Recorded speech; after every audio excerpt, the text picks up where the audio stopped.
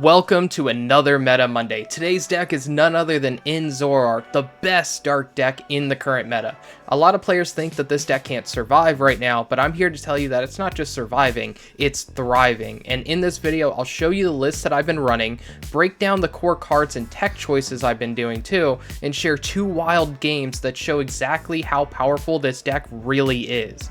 Now, the strategy is pretty straightforward. You want to set up multiple Zoroarks early so you can draw a ton of cards every turn and include one copy of Reshiram so your Zoroark can copy its powerful attacks.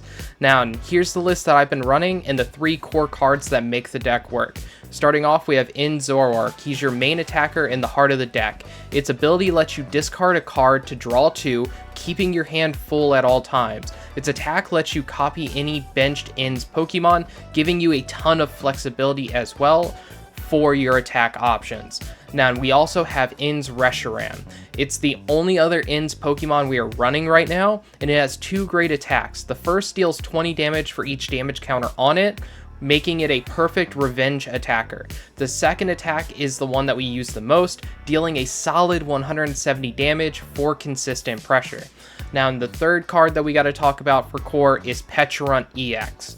It's our backup attacker and our main answer to retreat locks. It can pivot other Pokemon for you when your main board gets pressured as well, so it's huge to have on your board at all times.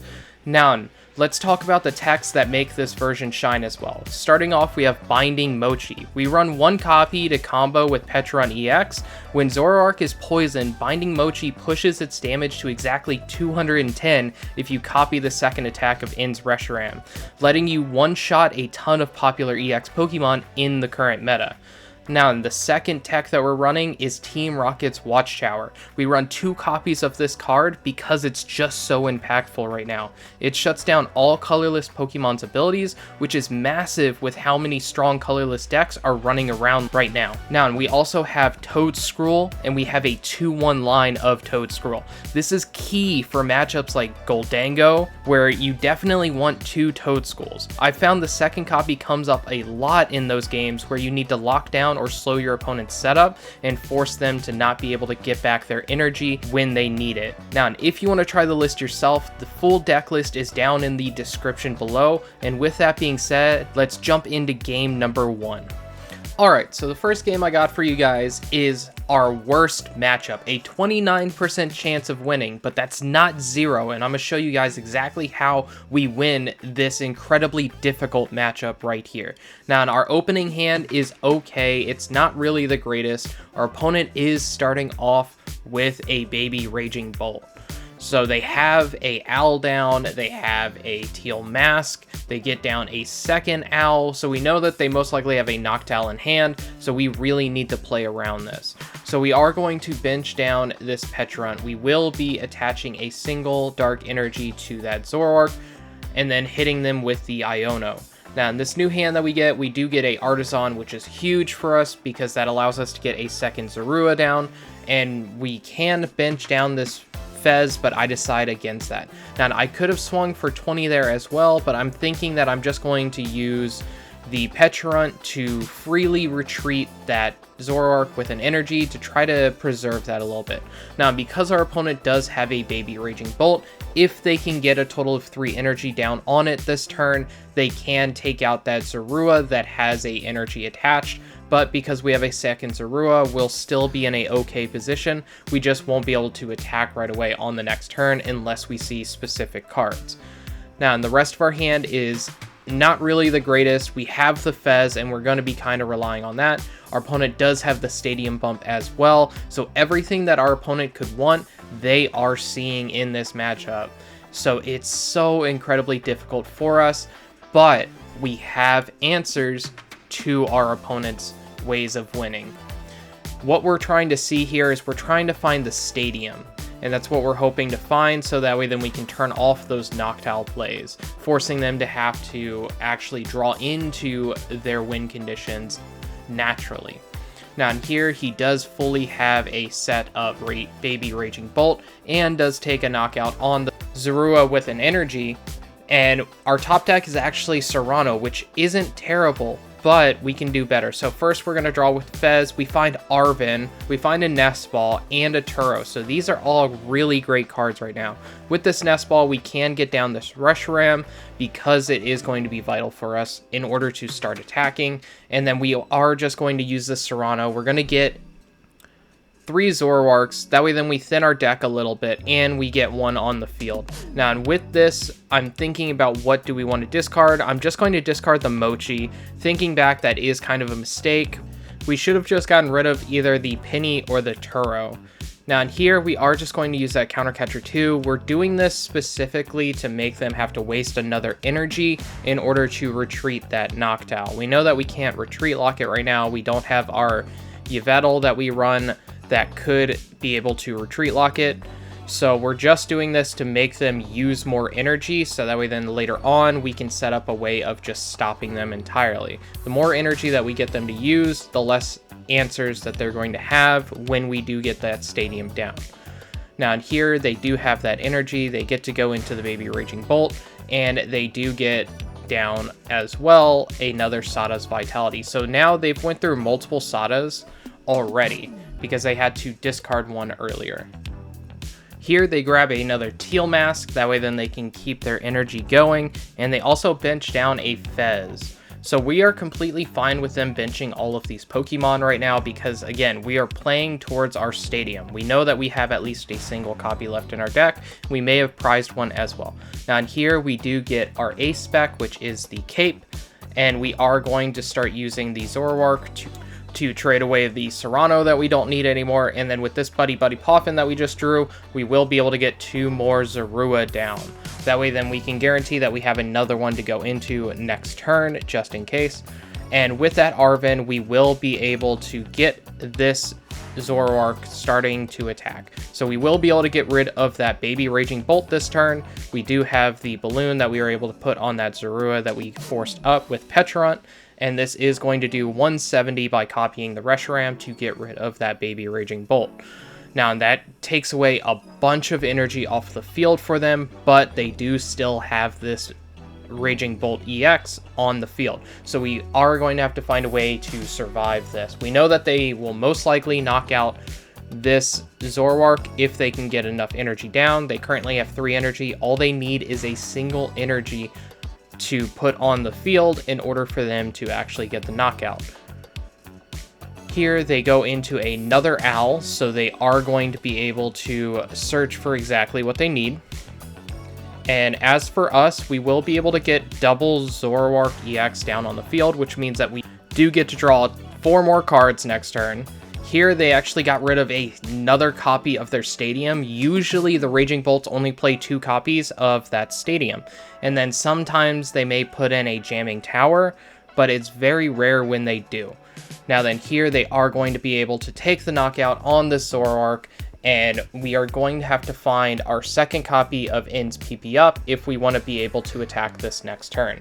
Now we are going to throw up the Zorua that has the balloon because it gives us free retreat right now. We also top deck into a Super Rod, which isn't terrible either, but we don't necessarily need it right now. So we're going to start off by just getting rid of a Turo, drawing. We find the stadium, finally. So we're going to set up for that right now. So we do get to draw into some more cards because we had that other Zoroark to use. And then we're going to start off by placing down the stadium. This is huge. Now they have to get rid of multiple Pokemon on their bench, which is most likely going to be double Noctowl. And that's exactly what they do. That way then their board is still set up. So if they have a third stadium in their deck, they could get rid of our Team Rockets. But we still have 1 more stadium. They're going to have to see a bunch of cards. And here I decide I could Penny right here. I could do that, get the Fez off of the field. That way then they can't just boss it up for 2 prizes.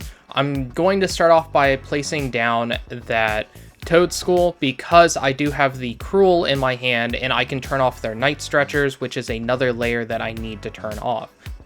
So here I'm heavily debating about just retreating into the Zoroark with the Cape right now They won't be able to one-shot it unless they find Stadium plus Noctowl and have ways of getting the energy back right away.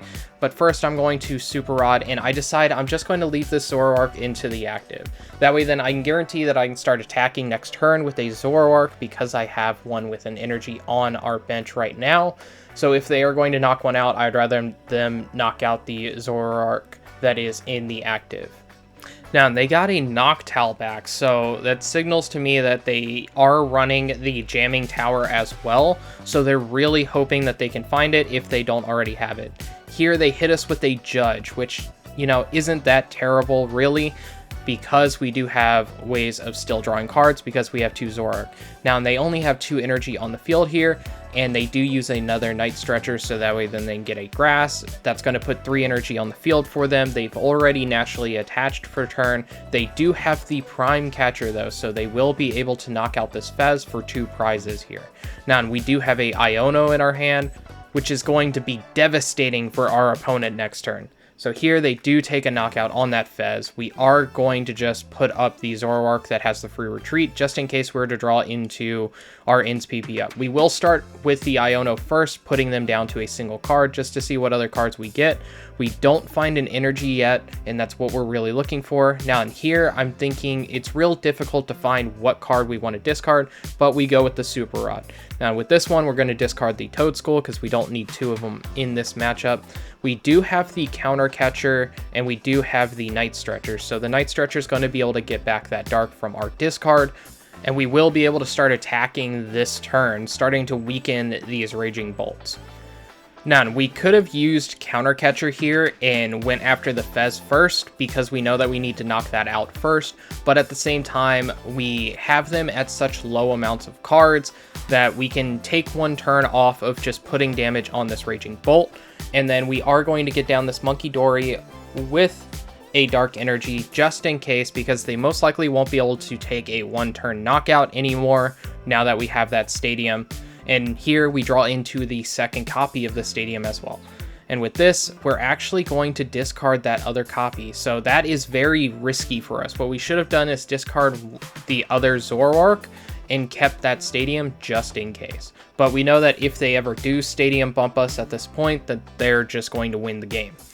Here we did use that Counter Catcher, that way then we can start putting damage on the Fez, and the game is pretty much locked up at this point. This is exactly what we want to do. We get down the Toedscool as well, so this turns off their Energy Retrieval, which is a card that they haven't played yet. So we don't have to worry about that, and that would be one of the key cards that they would need in order to actually take a knockout now. Here we are going to finally take a knockout on that Fez. They can't Night Stretcher the Fez back either, so any more copies of those they aren't going to be able to use. Here they promote the healthy Raging Bolt just to give them an extra turn to be able to try to find cards. Now in here they hit us with a Iono just so they can see 1 new card. They give us 3, and we do have the Penny in case we ever need to. But here we're just going to keep attacking. There's no reason to draw more cards or anything like that right now. And we have both of their bolts are now set up to be one-shot. They do find a Stadium bump. They do find a Noctowl. But because we were able to set up the Toedscruel, they're not going to be able to take a knockout this turn on this 380 HP Zoroark EX. Now in here, I don't think that they paid attention to what was on our bench. They didn't see the Toedscruel, so they tried using an Energy Retrieval, realized that it didn't work after they tried it, and then they use a Sada's just to draw some more cards. They do have a Earthen Vessel. They get rid of a Counter Catcher.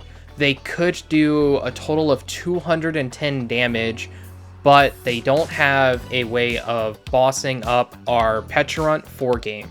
So what we're going to do here is we will be able to take a knockout, but I want to try to find a boss first. If we can find the boss, that would be huge here.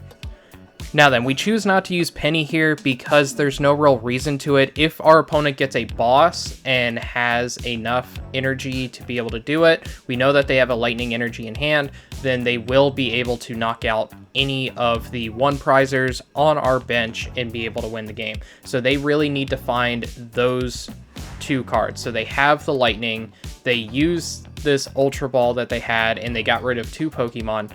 and that signals to me that they don't have any way of winning. They do have a Latias here, so they will be going into that, and they can retreat into a one prizer or into a teal mask, hoping that we don't have a way of one-shotting this teal mask.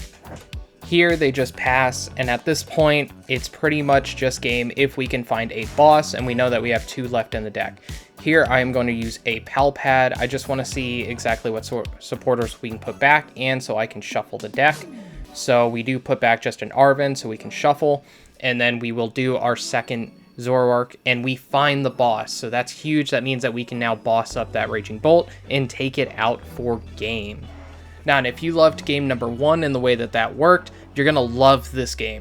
With here, we do start off badly using our Reshiram as our first active, but we do have the Buddy-Buddy Poffin, so we can get 2 Zoruas down.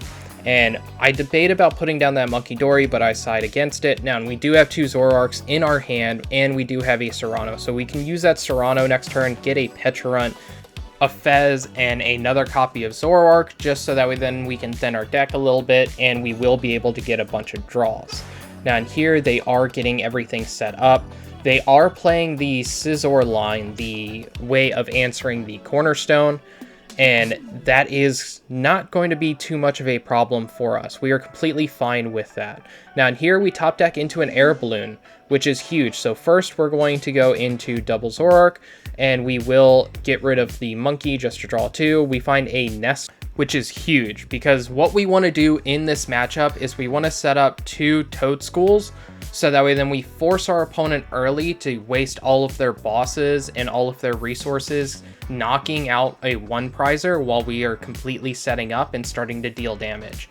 And here we are just going to put on that Air Balloon. We get to free retreat that Reshiram. We do have a Zoroark that is fully ready to attack, and we are just going to use this Nest Ball real quick so that way then we can get 1 Toedscool down. Now, and this is basically like you're fishing. You're trying to force your opponent to see that Toedscool and force them to use their bosses or use their counter catcher if they're running a counter catcher. That way then they are forced to get rid of this Toedscool, keeping your Zoroarks alive and making them waste more resources. And because it's a 60 HP Pokemon that they're trying to focus down, that means that they have to discard 2 energy in order to knock it out.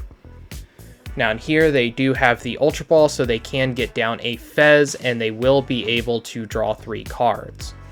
But we are fine with Fez coming down. Because we run Binding Mochi and Pecharunt, we can easily boss it at the end of the game and be able to take the knockout on it. Here, they get down the Scizor as well, and if they have a boss plus a metal, they could actually just knock out the Toedscool without having to use any energy. But they end up having to use a superior energy retrieval here, getting rid of both a Turo and a Stadium, the Levancia, in order to get some energy back, and then they have to use a boss right there. All of that just to knock out this Toedscool, and that is perfect for us. We have a Night Stretcher in hand.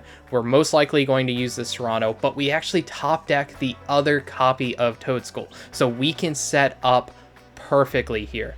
Now, we're going to play down the Fez first. This way we can draw 3 cards. We find the other piece that we really need for our combo too, which is that cape. Now, the combo that I'm talking about is once we do finally pull the trigger and evolve one of these Toedschools into a Toedscruel, it's only going to have 120 HP, which means they need 3 energy to be able to knock it out. With the cape, it makes it 220 HP, meaning they need 5 energy to knock it out. So that's the number that we have to play around and wait until they get below for what's left in their deck.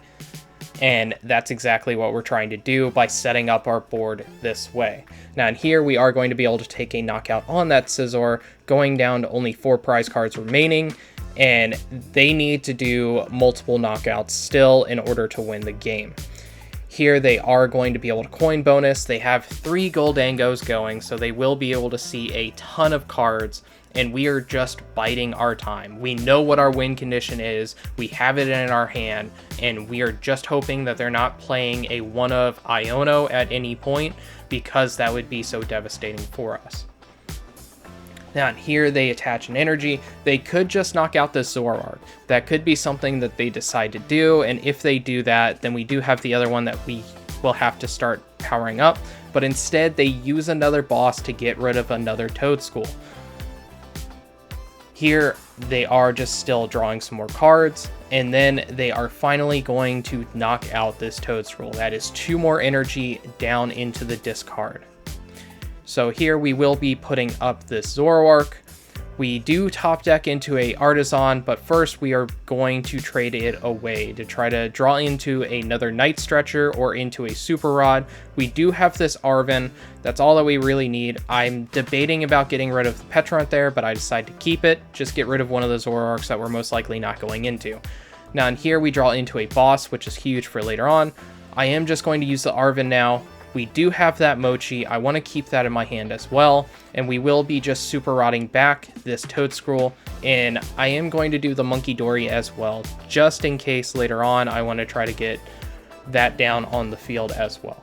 So here we are just going to be able to go into that Toedscruel, and this is now a completely set up board, and we are forcing our opponent to use even more resources to get rid of these Toedscruels, or they are going to have to use a lot of energy to get rid of our active Pokemon. Here they are going to Genesect first. They're just trying to thin their deck a little bit, try to find their answers. We see that they have, I think, 3 energy in the discard right now. So usually with these Goldango decks, they're running a total of 10 energy, sometimes 11. So what we're trying to do is we want to get them down to at least 6 energy into the discard, and then at least 1 energy on the field or some combination of that, as long as it's not giving them 5 energy in the hand. Here they do use that Arven. They do get to find a couple cards, and they do put down another metal energy. So that's 1 more energy towards the count that we are trying to keep track of mentally. So that means that's 5 energy that we see. If they use any energy here, then we will be pulling the trigger. They use another boss, and this time they're going after the Fez instead of one of the Toedscruels, which is very smart on them, but I think it was the wrong mistake. That means that they had used 5 energy right there to take the knockout, and now we will be pulling the trigger with this. We put down the Toedscruel, we put down the cape. They will never be able to clear it. We get to start just attacking. We will be taking a knockout here, and this is pretty much just sealing up the game. And here we take 2 prizes. They need to find a way to get rid of this Toedscruel, but their Scizor and all that is in the discard as well. We knocked it out early, so even if they use a Super Rod, it's going to take multiple turns for them to get that set up. And we have the combo, the other combo that we need to win in our hand, which is the Mochi, the Pecharunt, and the boss. So here they are just trying to figure out what they still have left in their deck. They're taking a little bit of time to think. They could still have an answer, so I think that's why they're still playing the game and they haven't conceded yet, because they're probably looking for some way of knocking it out. They could have like a jamming tower to be able to turn off our cape, and then I think they still have access to a total of like 3 or 4 energy, and then if they still have a Super Rod, they could put some energy back into the deck as well as something that they can search for. Here they actually play down the Stadium. They try to use it, realize that they can't because of the Toedscruel. They do use the Codebreaker just to look through their deck to see if they have any answers, and ultimately they don't, so they do end up conceding. So here are my final thoughts on Zoroark in the current meta. This deck is incredible. It's fast, consistent, and a surprisingly strong matchup spread as well. With the right techs, you can handle most of the problem matchups and punish unprepared decks incredibly hard. If you're looking for the best Dark deck in the format, look no further. This is that deck. If you enjoyed the video, don't forget to hit that like button and subscribe for more. I post new videos every Monday, Thursday, and Saturday, and I hope to see you in the next one.